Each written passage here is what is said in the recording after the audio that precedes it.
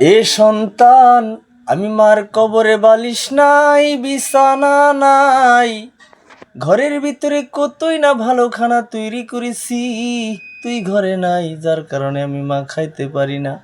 তোর বাবাই মাঝে মাঝে বলতো, বিবি গো তুমি কেন গোশত খাও না? আমি বলতাম, স্বামী গো কলিজার টুকরা সন্তান আমার কাছে নাই, সন্তান দূরে রাইখা ভালো খানা আমি মা খাইতে পারি না। এ সন্তান, আমি মাকে কবরে রাইখা কেমনে আরামে ঘুমাও আর আরামে খাও? আমি মা কি তোর জন্য কষ্ট করি নাই?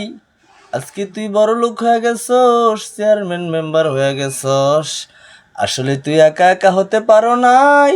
আমি মা কত দোয়া করেছিলাম তোর জন্যে, আমি মায়ের দোয়ার কারণে তুই আজকে কোটি টাকার মালিক হয়ে গেছস। সন্তান, একটু চোখের পানি সারিয়া দোয়া কর। সন্তান যখন মা বাবার জন্য চোখের পানি সারিয়া দোয়া করে, আল্লাহ পাক রব্বুল আলামিন এই দোয়া কবুল ও মঞ্জুর করিয়া নেয়।